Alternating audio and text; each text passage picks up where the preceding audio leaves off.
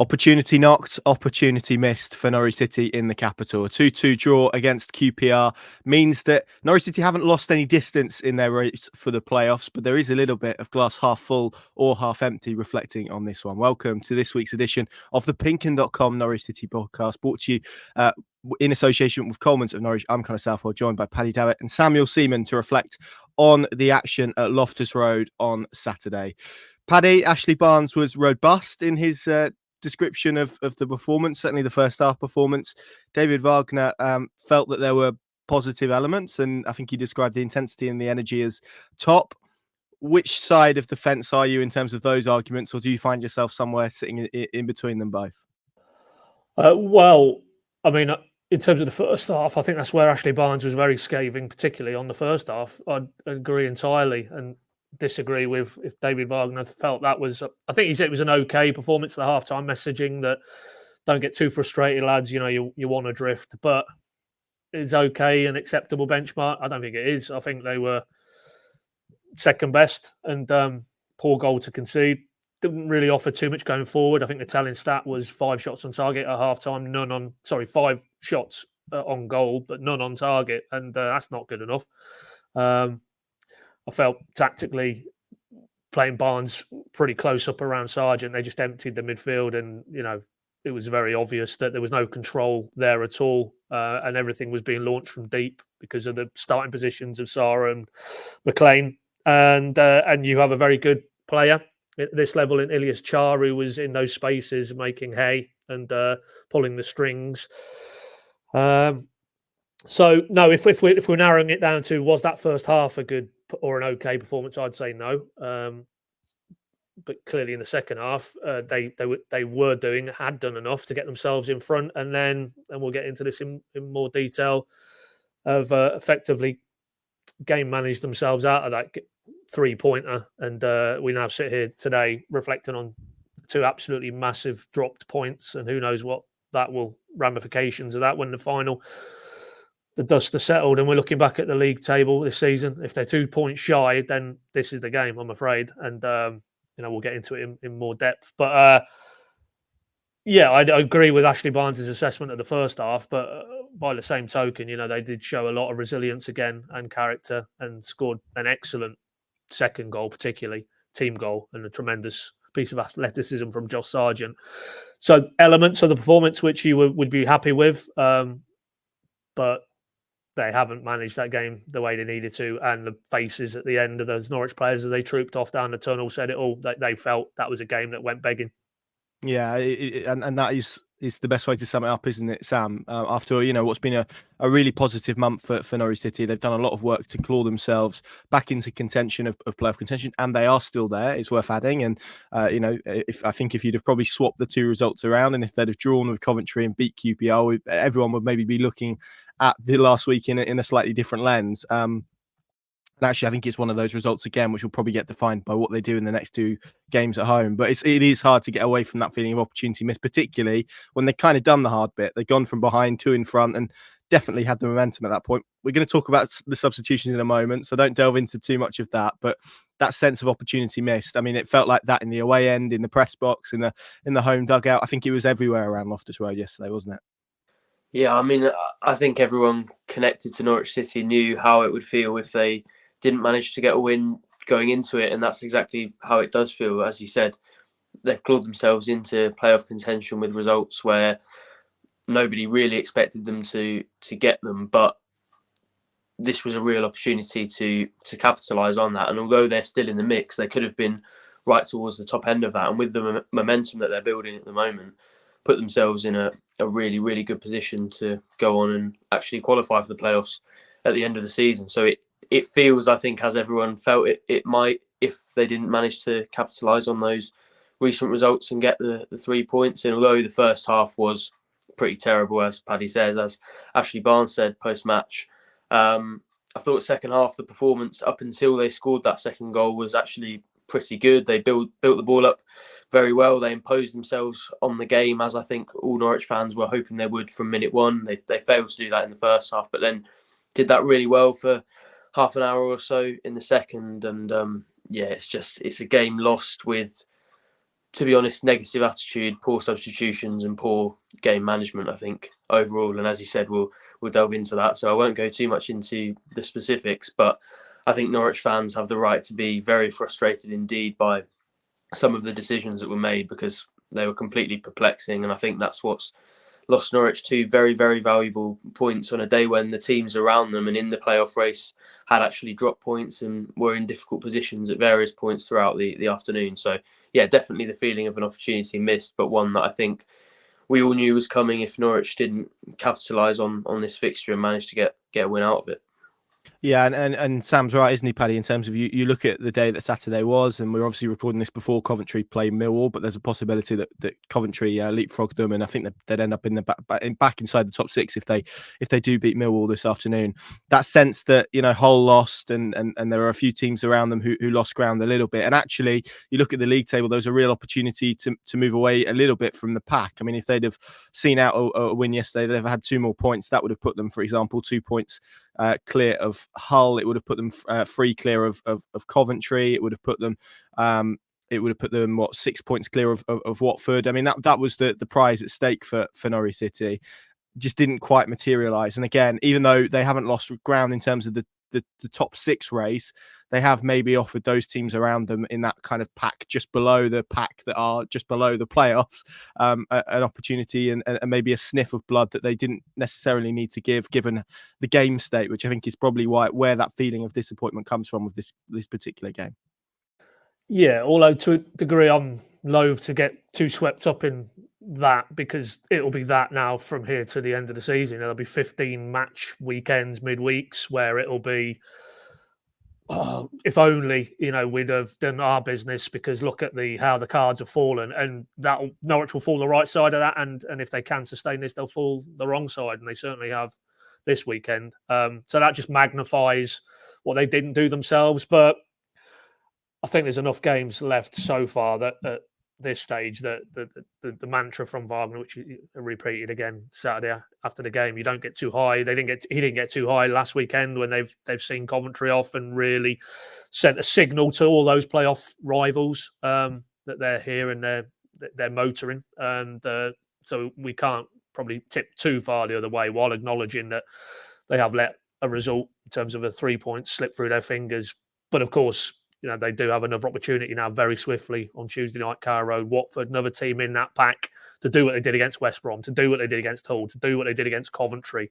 And that's really against a direct rival. And of course, it's those direct matchups where it's you're taking the points and you're denying them the points as well. So, yeah, I'm not overly too bothered, if I'm honest, at this stage about the championship roadmap and what it could have meant, because it could all change around again midweek, and it could all change around at the weekend. They've got 2 huge home games now, and to take David's Fred after the game yesterday, what happened at Loftus Road will look like a good point if they follow it up with a win over Watford, and I think they've got Cardiff, haven't they? So that is the challenge now. And if we're recording, as we will be, post-match Saturday night after Cardiff, and it's 7 points from 9, then I'm pretty sure they'll be in a healthy situation in terms of that league table.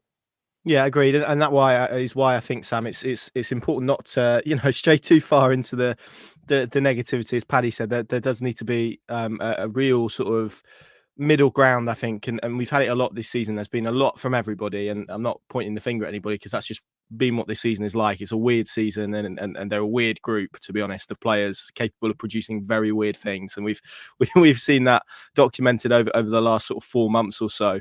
And actually, it's not the end of the world. It's not the best point. It's probably not the worst point. But I think, like as we said, the feeling that probably overhangs all of it is that sense of opportunity missed, which obviously they can alleviate with a win in midweek. So it maybe doesn't feel too bad in that sense. Just to reflect on the game and itself that happened, that first half, we've kind of touched upon it. What did you feel was so lackluster from Norwich City's perspective? There was a failure of a shot on target. What was it that they weren't doing in that first half that perhaps they have been doing in weeks gone by? I think it was that lack of proactivity, the fact that they were sat behind the ball for long periods against a team that, yes, likes to dominate possession and likes to control games, but this is also a side with one of the worst, maybe the worst, I can't remember, but one of the worst home records in the Championship. 22nd in the league. Obviously, this isn't a team that, whether they want to dominate possession or not, this isn't a team that a playoff competitor should be surrendering to and allowing to control the game for long periods. And I also felt with the team selection that wasn't necessarily a team geared to counter-attacking very well. I know they like the long ball to Ashley Barnes, but he doesn't have much pace to get in behind. Christian Fastnacht was on the right, and I know there might have been some direction maybe from the fitness team about Jonathan Rowe and how many minutes he was available for. But if you are going to sit behind the ball and maybe concede a little bit of the initiative to QPR, why don't you have Ono Hernandez on that right with a little bit more pace, with a little bit more directness and drive to go and do that? But yeah, I think a lot of it just comes from the fact that Norwich weren't able to actually camp themselves in the QPR half, control the game as they did against Coventry, who are a much better team than QPR are and have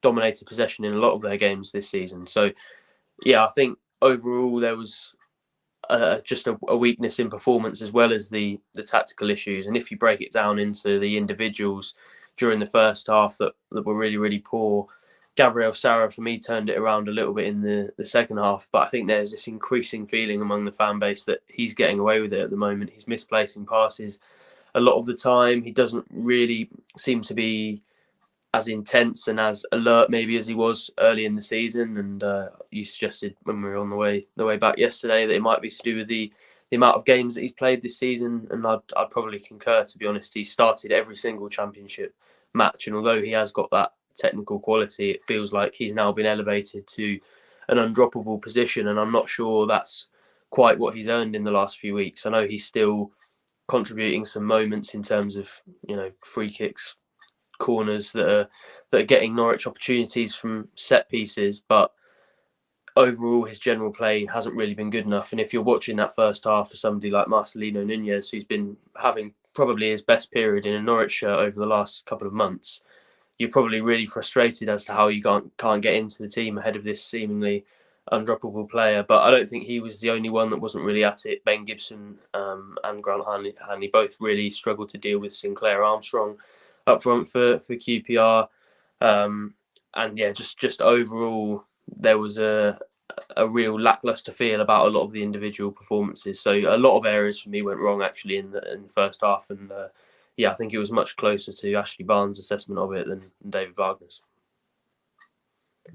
I was quite bullish at half time, Pat. I think I turned to you and said I think Norwich will win this game, and just because mainly because I felt they couldn't be as bad as they were in the first half in the second, and you always got the sense that there was going to be a response, and they managed to do that within 2 minutes. But actually, both of their goals were, as you spoke about earlier, were pretty well worked. We are seeing, I think, some pretty innovative set piece routines, and a lot of them are yielding fruit in terms of not always necessarily goals, but certainly Norwich City having first contacts and getting efforts on goal.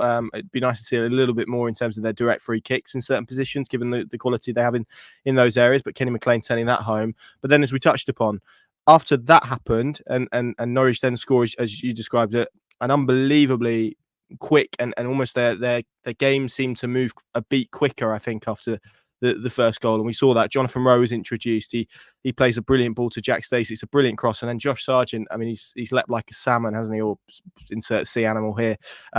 He's on quite a run, and we'll come back onto him later. But the momentum was with Norwich City then. So I guess this is where the debate then opens up to the changes. Is it fair to say that at 2-1, David Wagner took the decision to try and see that out rather than go for a third goal? And was that the right, or well, maybe hindsight says it was the wrong result, but is it as black and white as that? Well, there was. We need to be very clear. There was almost two waves of substitutions. I've got them in front of me. So, they've gone 2-1 in front. Sargent's goal was 62 minutes in, and he's made. Well, Sargent himself has come off, and we'll get into that. Nunez comes on, and at the same time, Jack Stacey comes off, and we'll get into that as well. There was reasons of physical sort of performance related to their lack of, well, in Sargent's case, not trained until Friday was David's revelation after the game. And we know he's managing his minutes very carefully because he had that 2-3 months out with the ankle issue. So.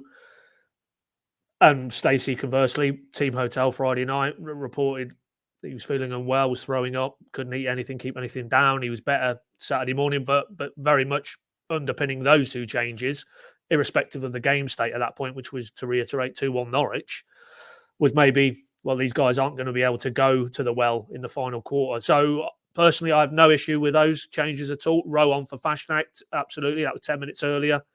But it's what unfolded from there for me that is really unfathomable. When QPR equalised 77 minutes, he played 7 minutes of added on time. So even at that point, you've got 20 minutes left in that game at 2-2. You have to go and be proactive and make changes that will affect it and add a goal threat. And he's brought on Hernandez and he's brought on McCallum for Giannoulis and Sainz. And as we discussed prior to recording, when I asked him why no Van Hooijdonk, a guy who's 1-2 at that stage of the game, a guy who's 1-2 in his career. With the greatest respect to Ashley Barnes, he scored 3 league goals this season, and he's seen to be a better goal threat in that 20-minute segment. When you're 2-2, you've been pegged back, you need to go again. The broader playoff context we've already discussed. And he goes Hernandez and he goes McCallum. And his answer, and it's go and listen to the clip. Not trying to, well, I am trying to push people to our content, but go to the YouTube channel, watch David Wagner's post-match interview with us, 3 minutes in, and the answer starts with, we needed to finish the game 11v11 and Borja was on a yellow card. Borja Sainz was not on a yellow card. I've not seen any reports from any outlets that confirms or denies that he was on a yellow, well, that confirms that he was on a yellow card. He wasn't on a yellow card. There was 4 bookings for Norwich. Borja Sainz wasn't one of them. There's no he could have got himself yellow card and we needed, no, it was Borja was on a yellow card. So somebody in and around has dropped the ball there on the Norwich bench. That's baffling. If they thought Borja Sainz was on a yellow and, right, we need to stay 11v11 here because if we go 10v11, you clearly hand QPR the advantage. So that was the reasoning for getting on Elon, who direct replacement for Borja Sainz. So for me, you've burnt a substitution that could have been Van Hooijdonk because you felt you had a player who was already on a yellow, and we know the situation that unfolded at West Brom on Boxing Day, and maybe that was in his thoughts, but he was labouring under a misapprehension. Borja Sainz was not on a yellow card. As I say, so for me, that's inexcusable. That's unforgivable. This is the Championship. It's not the dog and duck. Norwich have enough staff on that bench. They're in close proximity to the officials. And as I say, the clip is very clear. I don't think there's any lost in translation. I think David Wagner and his coaching staff thought Borja Sainz was on a yellow card. So, but even allowing for that, you still have another substitution. There was no report that Giannoulis was injured or was struggling. So why Giannoulis for McCallum? I don't see what that offers. What you need surely is a presence in the box and then service into that box. And yes, we know Van Hooijdonk is coming to Norwich, having struggled in Serie A. But with the greatest respect, he's had 6 months playing Serie A defenders. I think he could handle the Championship defenders, and that's no disrespect to QPR. And if you go further back, he is a 1-2. He's a prolific scorer of goals. It's also, I don't understand the logic because he had a full week to train. It wasn't that it was like the Coventry situation where he was essentially parachuted in back end of that week and was given a little taste of it off the bench against Coventry. Another full week's training. He talked on his pre-match, David, about how he was working heavily, intensively with Christoph Bühler and Narcis Pelach in terms of the video analysis, so he could understand what Norwich's team is trying to do with and without the ball.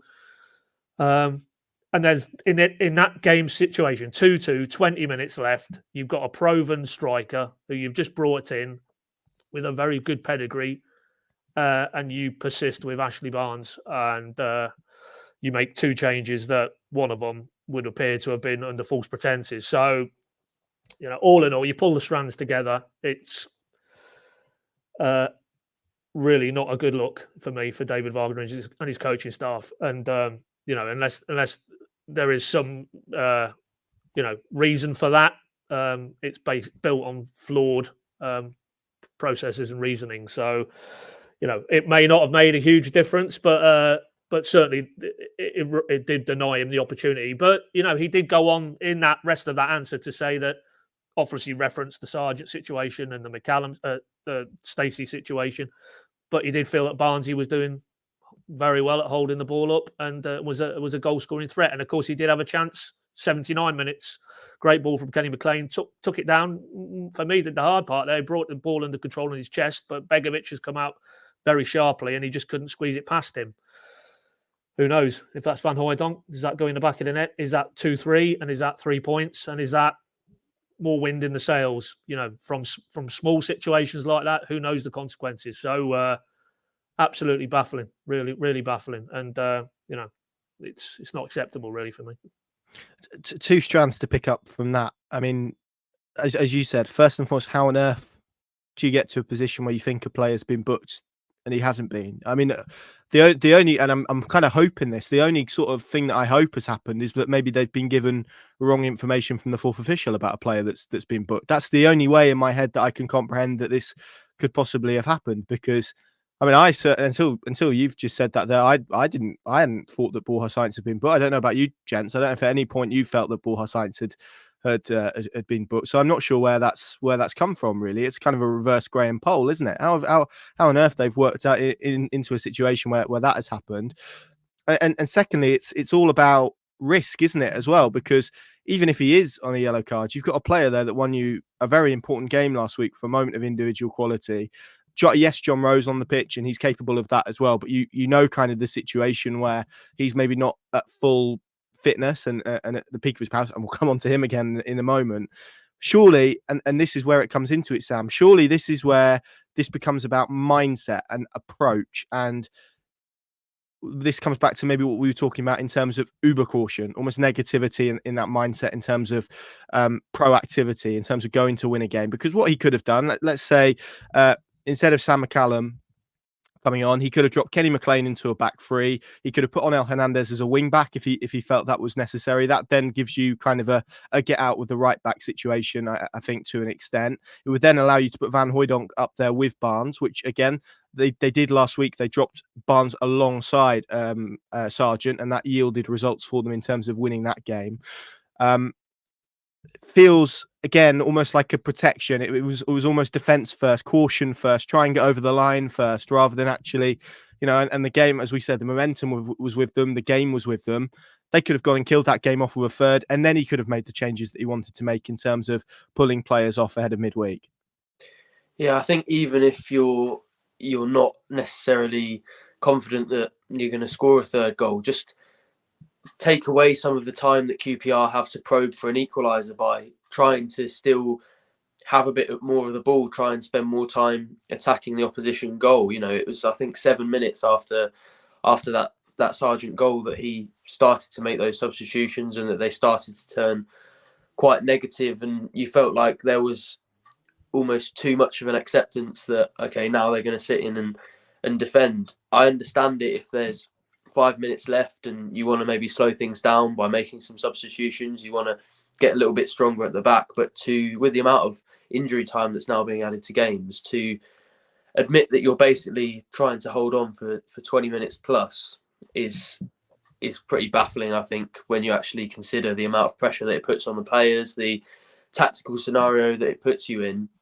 And very quickly Norwich were left exposed by that. So yeah, I didn't really understand that. I also think the Ashley Barnes element, he may have felt that he was holding the ball up well when Josh Sargent was in and around him, and he might have felt that he was effective. But there's not really any evidence this season that Barnes works effectively up front on his own. You know, I've praised him since Sargent came back and talked about how good he's been and how much the American has brought his level up. But without Sargent, I'm not sure he's put in any real impressive performances in a yellow and green shirt. So why did he think that was going to work when Sargent was off the pitch, as opposed to having the opportunity, as Paddy outlined, to bring Van Hooijdonk on, who has an unbelievable goal-scoring record, who isn't exactly, you know, Tamer Pukki himself in terms of stature and his ability to take in sort of long balls and play that role. I don't really see, obviously they've made the error with the yellow card, but especially given one of the changes was a left back for a left back, I don't really see what you would lose by throwing Van Hooijdonk on, because as I said, there's no evidence that Barnes is effective up front on his own for Norwich. So yeah, I had a few issues with those substitutions, and I think that was the thing that Norwich fans were left brewing afterwards. I spoke to a few of the fans outside the ground, and there was sort of a mixed reception to the result. Different people thought different things about how good QPR were, but the one thing they were unified on was the quality of the substitutions, and nobody was really happy with it. And as much as I know David Wagner is a head coach and obviously has more experience in that role than any of us do, when people are united in their disagreement with the changes, I think that probably tells you everything you need to know. So yeah, I thought they were too negative too early on, and when you consider the personnel that they used to make those changes, I think it's a little bit unfathomable, to be honest. It's just bizarre, isn't it? Because you have a momentum in a game. You've just scored a second goal. You've just shown, I think, for the first time in the contest, that you're capable of slipping into a higher gear and producing some really good football and carving a team open. And then you go and make some substitutions that have essentially cost your team the game. And again, for balance, last weekend he made some substitutions that impacted the game positively and gained Norwich City 2 points. This weekend he's made some and it's dropped them 2 points. And that is, I guess, the life of a head coach, isn't it? And that shows the power of the decisions that you do make. And again, Paddy, to be fair to David Wagner, last weekend he brought on Onel Hernandez, he brought on Sam McCallum for Dimi Yanulis. So very similar changes to the ones that he made last weekend. I guess the point is, and again, it's not even a criticism necessarily of bringing Sargent off, because you hear the reasoning and that's understandable. He's trained twice this week. They've got a 3-game week. He's just come back from a long injury. You're always going to have to protect him. Jack Stacey likewise, although I think, we could have a debate about why you then bring Kellen Fisher to a team hotel in a taxi and get him basically ready and then don't include him in a matchday squad, knowing that you've had a player who's been unwell overnight. That again feels a little bit weird to me, but there we go. But it is for me, and I accept all of that. It's the caution that I think is frustrating, because that is a game again that Norwich City shouldn't and could have gone and killed off before ultimately they can see the equaliser. And it's worth adding as well that QPR did get that equaliser before that double change came into effect. So at the point that he brought on McCallum and Hernandez, they were chasing a winner effectively at that point.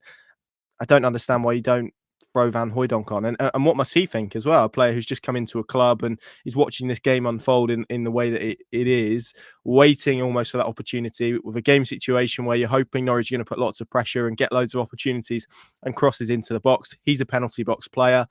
Kind of felt set up for him, didn't it? Yeah, I mean, that is right. David Wagner last week against Coventry affected it in a positive way, but you missed one. He threw on a striker last weekend, Ashley Barnes, and Ashley Barnes was pivotal to both the goals. So he threw on a forward player in a two as well, exactly, as well as McCallum, as well as Hernandez. So I just cannot.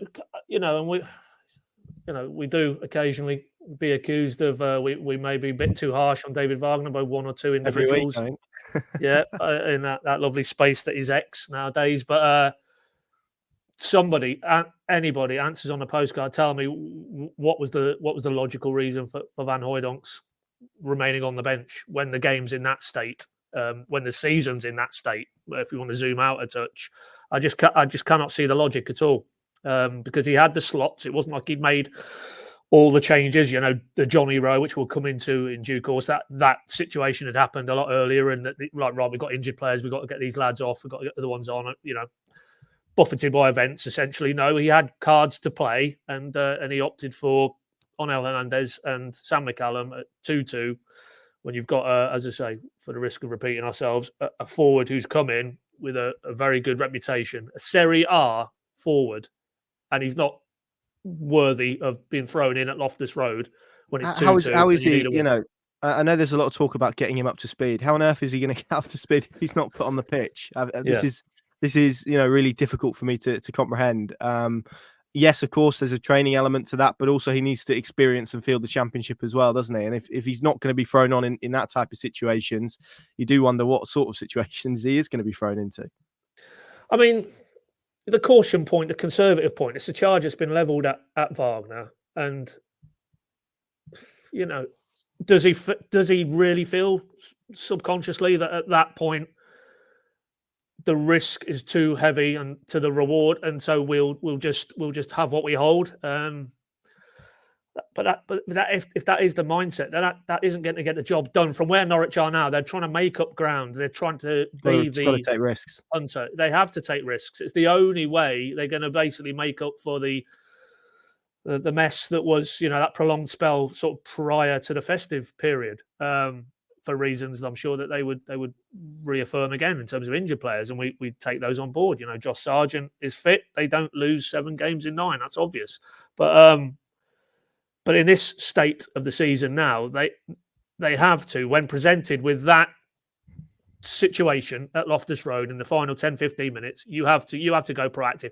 And okay, if by throwing on Van Hooijdonk and the cavalry charge, you leave yourself open and you get done, he's going to get it. He's going to get it. But what if it's gone the other way and Van Hooijdonk completes the picture book ending and they win the game, and those 3,000 fans at that end of the ground deliriously happy going home on their long train journeys in many cases. But that's a different story.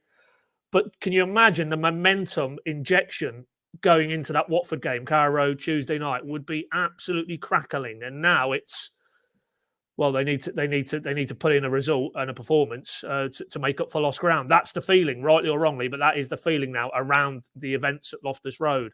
And they don't need to be having to deal with that. What they need is bottling what we felt at final whistle. Well, maybe not me, being a Coventry fan, but last Saturday at Carrow Road, what those Norwich fans and those Norwich players and coaching staff, as they took the applause rightly and the acclaim, that's the fuel that will power them into the top 6 between now and the end of the season. And if you have to roll the dice in certain situations, then roll it, because the rewards for me are far bigger than because at the moment they're outside the top 6, and if they finish outside the top 6, so be it. But to get to where they need to go to, because you can be sure the Coventries and Mark Robbins and the Sunderlands, Hull, Rossini, those coaches will be rolling the dice between now and the end of the season, because they need to weigh up the same risk and reward. And it's not going to get the job done throwing on McCallum and Hernandez at 2-2 when you've got a striker on the bench with a proven track record. It's not going to get the job done. And if he's presented with that scenario again, maybe this coming Tuesday night, maybe Cardiff at the weekend, then you would hope we see Sydney rather than Sam. Yes, indeed. And just final point on this, Sam, and then we'll move on to something else. The goal that Norwich City did concede for the second one, I mean, for as much as we're kind of talking about substitutions here and decisions that David Wagner and his coaching team made, I mean, those are 2 real lapses in concentration from Dimi Yanulis and then a host of others. And it's not as if Dimi Yanulis wasn't given a spate of warnings before the actual event happened, where he's overran the ball for a throw, gets taken quickly. There's not enough pressure on the ball.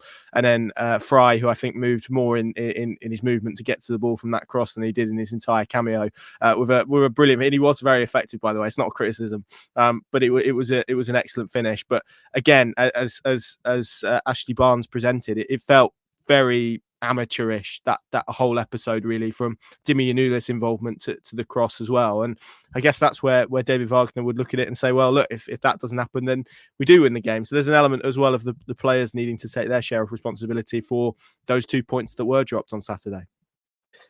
Yeah, as I said, I think there were individual performances that weren't up to scratch either. But both of the goals really were an absolute mess. The whole situation on the left, for obviously Yanulis overrunning it to concede the throw, and then not being switched on enough to realise that they'd taken quickly and that you probably need to defend the ball coming into the box.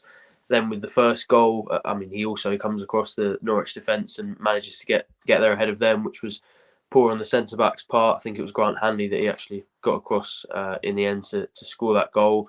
And on the first one as well, far too much time to get the cross in, and that's why it ends up taking a deflection and looping towards Angus Gunn, who can only push it as far as Jack Colback, who again is the first person to react. There's not really anyone close enough to him to even consider stopping him having that shot. So I think both goals were, as you said, amateurish, really. And that probably is what leaves the sour taste in the mouth. I thought Elias Chair had some really exciting moments from a QPR perspective and very nearly delivered. And if he cuts in and whips one into the far corner, as frustrating as that would be, you sort of have to accept it and say that, okay, he's a very good player. But the fact that they've managed to survive some of those situations and still concede 2 goals in quite avoidable ways is almost similar frustration to the broader sense that they put themselves in a very good position to get a valuable 3 points in the playoff race. With this one, yes, they could have conceded for more individual brilliance from the hosts, but they didn't, and that gave them an opportunity which again they didn't take. So I think that just adds to the feeling that they could have avoided this situation and that they could have made the most of a trip to the side that's 22nd in the league and battling relegation. Yeah, it just probably adds to that frustration of that fan base. And as I said, when I spoke to him, that was another point of frustration, the way that the goals were conceded. And like you say, Wagner probably has a lot of responsibility to take for this one, but there's also a lot on that back line and some of the individual performances that allowed QPR to exploit that weakness and get 2 goals from positions where Norwich shouldn't really be conceding at all. Yep, agreed. And ultimately, as we said, you got 2 points for them with these substitutions last week, and you're up to this week. That's the nature of being a head coach, particularly in this league, isn't it? One thing I did want to bring up, Paddy, because I think this has gone, certainly from my perspective, a little bit under the radar, and it wasn't until actually Marty Cifuentes mentioned it on Friday, whenever he did his pre-match press conference, about Norwich's away form. This won't really work for audio listeners, but I'll speak you through it. I mean, what I've flashed up here, and hopefully you can kind of see that. This is the championship table based on away form this season. So basically how a team has performed away from home. Norwich sit 16th in that table. They've and I'll just read you their record. So they've played 16 on the road, won 4, drawn 4, lost 8. Scored 27, conceded 32. That's a -5 goal difference. 16 points they've taken on the road. And actually, you contrast that with the championship home table. They sit 7th in that, having taken 29 of their 45 points this season. And even more than that, I just wanted to register this as well, because QPR is an example. You look at those teams who sit bottom of their home tables, so when they are at home, so Norwich are going to these teams away. QPR sit bottom, so they've got the worst home record in the Championship, which is, maybe flies in the face of maybe some of the comments yesterday about how it was a good point or whatever it was. Rotherham, Stoke, Millwall and Swansea make up the bottom 5. Norwich obviously yet to travel to Stoke. But from those from 4 of the bottom 5 in the home table, Norwich have taken just 1 point, which was yesterday's against QPR. For balance, they've taken 2 points against the top 5 with draws against Southampton and Leicester. But the point I wanted to raise, Paddy, is their away form. Is that becoming problematic now? Because we're talking about a team pushing for the top 6. To be 16th in the away table doesn't really feel conducive to won 4 games on the road all season. Doesn't really feel conducive to a team that can finish in the top 6. I mean, this is something that they need to address and pretty swiftly, isn't it? Yes, but it was interesting when you push that graphic up. If you look at it again, West Brom are in the same space. Coventry, Sunderland, and Preston, who are all the teams they're fighting out with. So, is there a broader issue there about the difficulties of going away from home? And it's certainly not just Norwich, is it? If you look at that in terms of the points that have been amassed from the teams in and around Norwich in this playoff fight. But yes, of course, because it goes back to the point about the need to make up ground. And to be fair, this year alone, they went to Hull and were second best for most of that game, but dug in and showed that resilience. We've seen that resilience to come back into games at Carrow Road, Coventry most recently. So I don't think it's a question about character or sticking together. But, that clearly isn't something that fills you with a huge amount of confidence in terms of between now and the remaining away games, that record would show that they're finding it much tougher away from home than they are at Carrow Road. But again, the fact that other teams in the same playoff mix are in the same space in that away table, maybe that's more representative of the Championship as a whole, really. But it comes down to effectively, David Wagner now, off the back of the previous segment, has attacking options that, for me, said it to Ben Knapper after, and I'm sure we'll get into this, the chat we had with him earlier in the week at Colney. Once the formal business had ended, I said, to be honest, now if you've got Van Hooijdonk, you've got Sargent, you've got Sainz, you've got Johnny Rowe, Gabby Zara in a more progressive role for me. Leeds aside, I think that's as good as any in the Championship in terms of the attacking arsenal you can deploy. But it's now for David Wagner to meld those individual constituent parts into something that is residually effective away from home. Because there's no doubt there is goals in this side, and whether it's home or whether it's away from home, Norwich shouldn't lack goals. You might argue defensively that there's bigger issues to address there in terms of the personnel and the robustness, and of course no Shane Duffy now for the foreseeable. But certainly going forward, if it was woven within a template which is front foot, we're going to pin you back, we're going to be the aggressors. I don't think there's any reason why Norwich can't improve that away form in what remains of the running. Yeah, and it's interesting, isn't it? How and David Wagner, to be fair, spoke a little bit about this on Friday. How teams can be so different at home and away. I mean, you look at the table at the moment. Norwich are essentially a top 7 team in the division at home, and then they become a bottom 7 team, or slightly more than that, a bottom 10 team, bottom 9 team away from home. I mean, that's such a bizarre swing based on the pitch that you're playing in, the surroundings that you're playing in. It is so bizarre as to why football is documented in that sense. Sam, one thing we haven't touched upon so far is John Rowe, who obviously he's missed a couple of weeks with his broken hand. He missed their trip to Liverpool and obviously the home win against Coventry last week. We saw him. I still sort of felt that he didn't quite look right, wasn't moving right. There was a moment where Onel Hernandez cut the ball back to him and he kind of got it completely wrong, which is not something that we've really seen this season. And then obviously in the dying moments of stoppage time, he goes down in the penalty box, immediately signals that he can't carry on.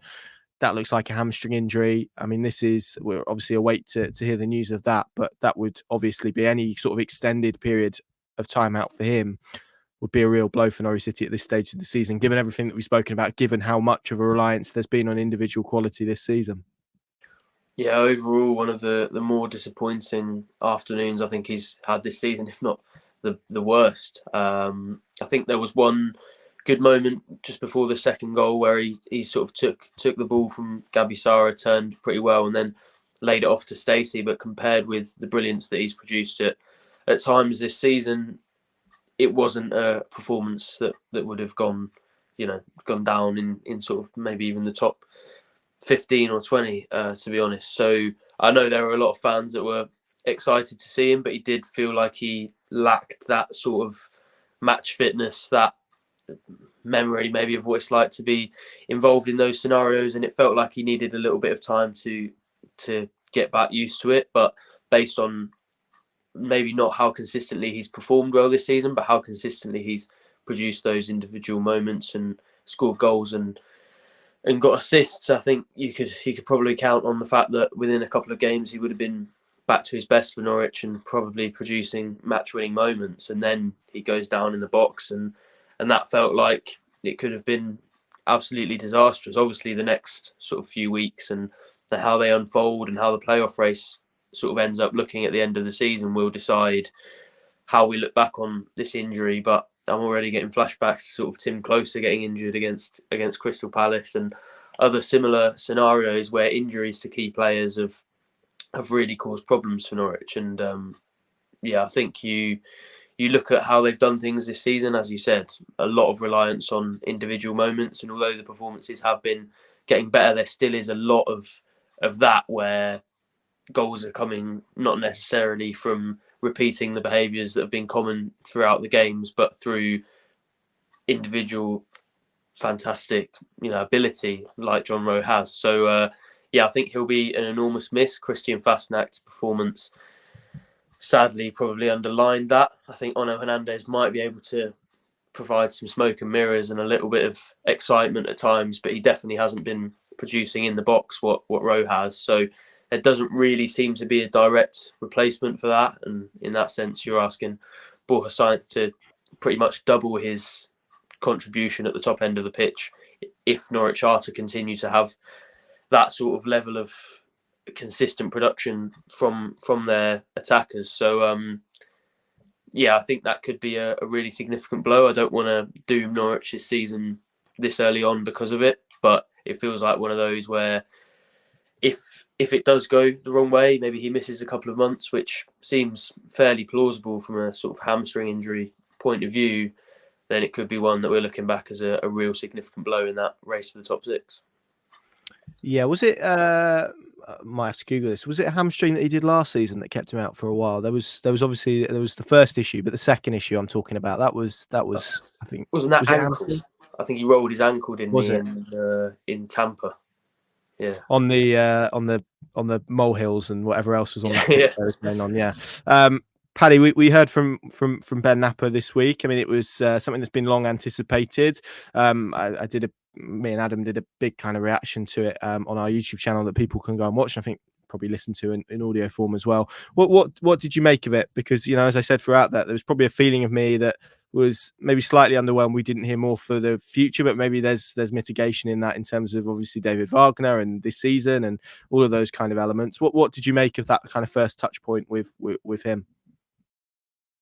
Well, I mean, first on the record, as it were. I mean, we obviously all sat down with him very soon after he took over and had a nice lunch at Colney. And every touch point I've had with him, if I'm honest, I find him quite an impressive character. He's very different in terms of his persona to his predecessor, and that was graphically evident in terms of the interview and the style of it and the tone of it and what he said and the delivery of it. You know, very different.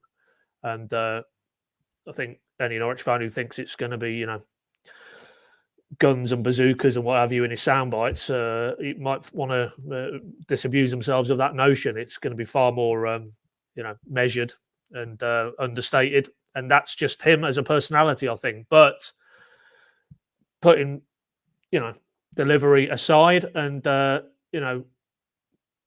what he has to say, I think is going to be quite, exciting because he was very adamant. There is going to be a turnover to the squad this summer. The point about David Wagner, well, nobody can say for definite in the here and now that David Wagner is going to be in charge of that turnover in terms of the footballing dimension in front of house in the dugout. So that I think would limit what he could say in terms of the big picture stuff because the head coach is an intrinsic part of that. We saw the alignment and the rocket fuel that was Farker and Webber in 2017, 18, 19, 20, 21. So, that's why it doesn't surprise. What else could he say about David Wagner is now tasked with getting this group of players in this season in the top 6, and anything beyond 16 games or 15 now is for the summer to discuss, really. So what can he really map out mid to longer term? It's in the here and now. But that said, made it quite clear there'd been no discussions with any of those out of contract players come the summer, the senior players. I think you can take that as a very clear signal that they probably won't be part of the journey. We know that he was very proactive and very keen to get more younger players out on loan this month, supplementing the ones already out there. We've seen Abu Kamara again this weekend, eye-catching assist for Portsmouth in League One.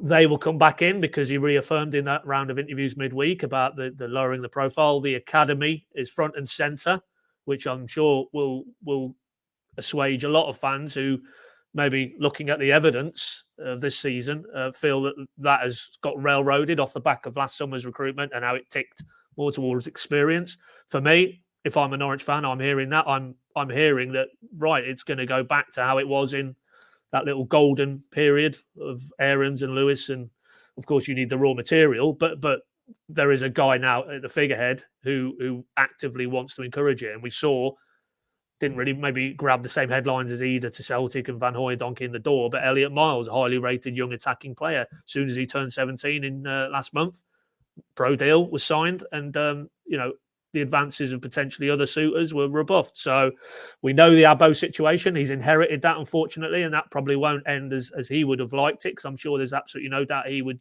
view him as a player he'd want to keep in the building. It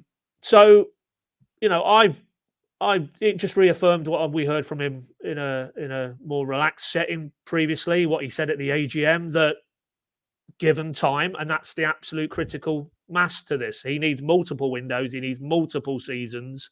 It's not going to come instantly. It didn't come instantly for Farker and Webber. There was that unyieldingly miserable season of 17-18 where they finished below Ipswich and they were lower half of the table, and they looked so far off it, and it came together in the second season.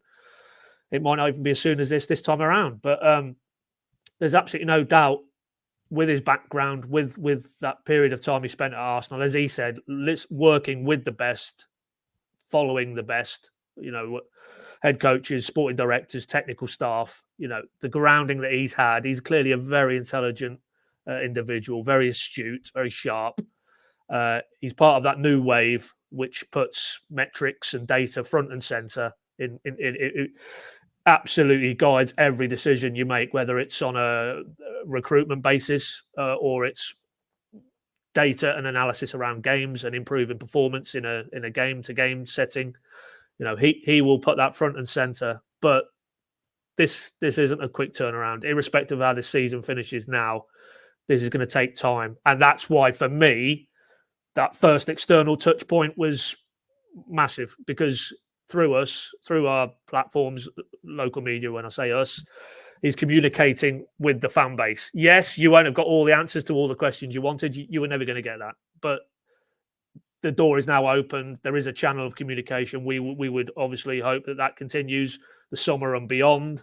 And he's now messaging out directly to the fan base. This is what it looks like. This is what I want to bring in, and come with us on the journey. And I think it's with him at the helm, and with hopefully, the clarity that will come with the Atanasio group, which we're still waiting for in terms of above him, that the plates are starting to shift, and it may be bumpy from here. It may need a leap of faith from a lot of Norwich fans to go on the journey because of what's happened in the last 2 or 3 seasons. But there's no doubt this guy, I think, is a very sharp operator, and given the time, given the backing from above and with fan base, I think he could put Norwich on a far more positive trajectory to where they've been in the last 2 or 3 seasons. Sam, your thoughts on the Knapper interview?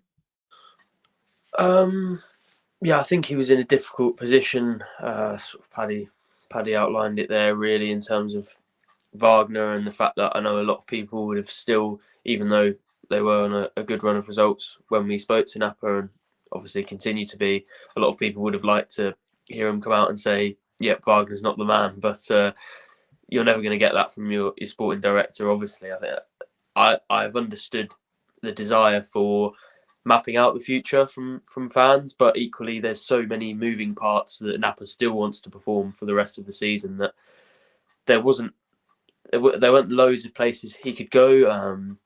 I find myself every time I meet Knapper, who, as Paddy says, is quite an impressive individual, speaks very well, clearly is very, very intelligent and understands what he's talking about, both on and off camera. I find that when I meet him, I always think him and Webber, if you took the best qualities of both, probably would have made the perfect sporting director, in terms of Webber's directness and his leadership and the unquestionable desires that he had to move the club forward. And I understand that maybe a lot of people have become used to that style of delivery, and people want more robust claims coming from the sporting director in these sorts of interviews. But as I said, at the moment, it's a very difficult situation for Norwich. They've put themselves in this cycle where they're thinking very short term. They're still aiming for promotion every single season, and they don't have that buffer that Webber had when he first came into the club to basically say it's a long-term project. And in maybe not exactly these words, you can write off my first season at the club because we're building towards the future. Knapper is in a bit of a nether zone at the moment, where he has to balance the right now and the sort of long-term plan with fans. So I felt he was in a difficult situation. I still felt he could have maybe mapped out the future slightly better and been a little bit more specific with the way that they're going to achieve their goals. But for the situation he was in, I thought it was fairly decent and fairly revealing. Okay, Paddy. As this week as well, might not be this week. We'll see how it pays out. But season tickets and all of that stuff. I think this is quite late in the day compared to other years. I think it's been the 1st and the 8th in the last couple of years. We're now sat here on the 11th. There's kind of no information on that. I think we're probably expecting that soon. What would you expect from that? I asked you with maybe half an idea that we potentially know what's going to come in the next fortnight or whenever it drops or so. In terms of what the finances around season tickets or uplifts? Up to you.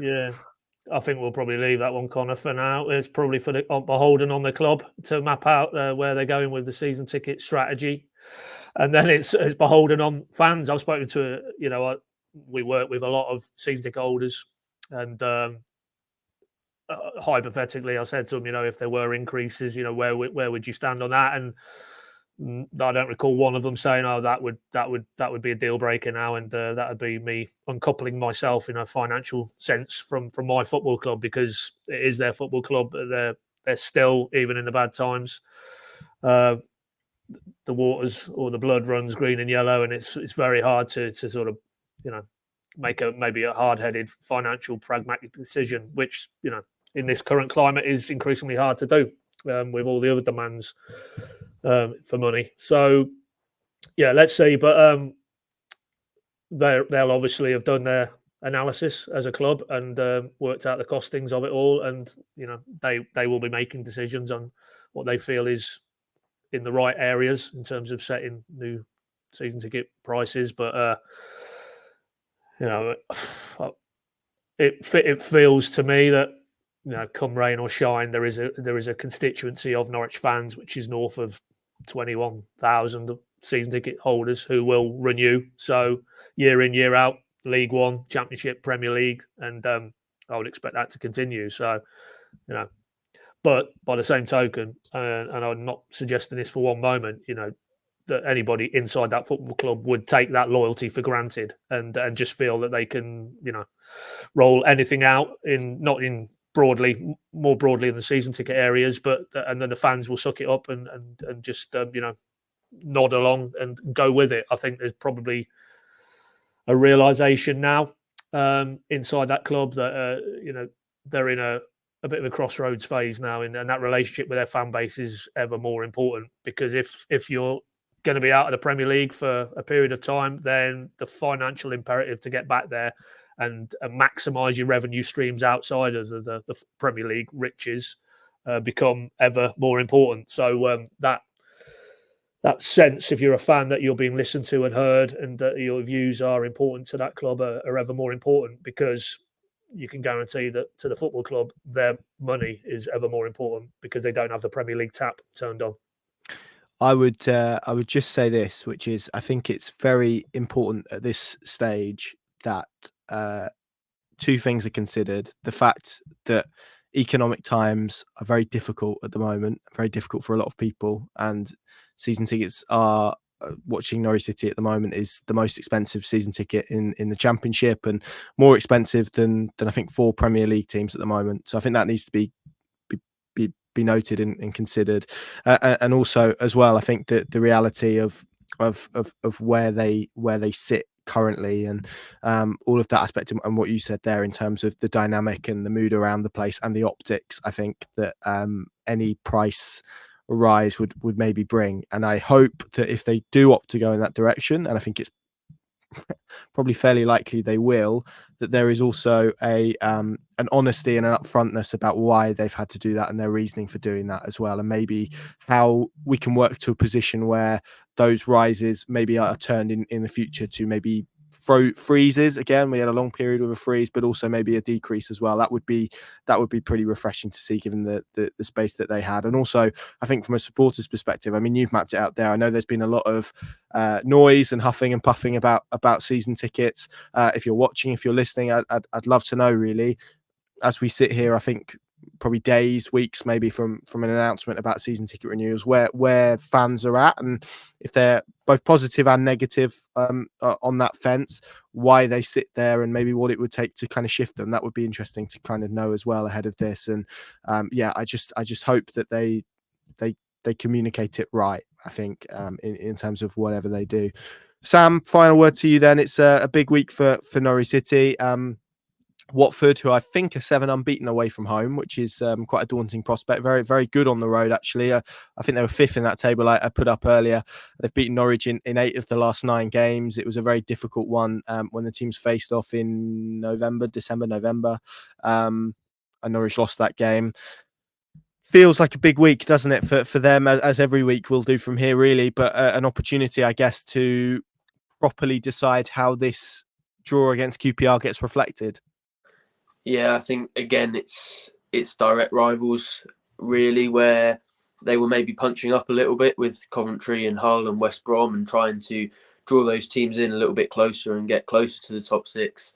This week they have the opportunity to actually separate themselves from the sort of mid-table pack, and they wasted the opportunity to do that really against QPR, and that pack probably started to catch up with Norwich a little bit with some of their results at the weekend. But if they can beat Watford and they can beat Cardiff, then that'll be increasing the gap over 2 teams that are in and around them at the moment. So although they are probably quite difficult games in prospect and going to be quite close games most likely, I think Wagner will be keen to view it as an opportunity for his players and try and look at things positively. I don't think there are going to be too many people that are very happy if they don't manage to get a win. As you said, the QPR result frames it in a very different way, and there is a pressure on them to do it again that maybe there hasn't been against teams that are doing fairly well this season at times. So the QPR result definitely changes the dynamic, but an opportunity for them to go and really cement their place, not necessarily in the top 6, but above some of those teams that are trying to climb back into the race, as Norwich were a few games ago. Let's end the podcast then, as we like to do, with 2 games. How many points are Norwich City going to get? Mr. Paddy Davitt, how many points are they going to get? I think we probably agree that a minimum of 4 would probably be a good return from the next 2. How many are they going to get, Pad? 4. Sam? Yeah, I think 4. Connor? 3, I'm going to go with, I think. 3? Yeah, I think they'll trip up somewhere, but we'll see. Let's hope you guys are on the right side of it. Thank you very much for listening to this week's edition of the PinkUn.com Norwich City podcast. We'll be at Carrow Road for both of those games this week, and hopefully we're recording next Saturday with a large smile on our face and talking about Norwich City in a very positive sense, as has been the case over the last few weeks. Enjoy your week, and we will see you next week. See you soon.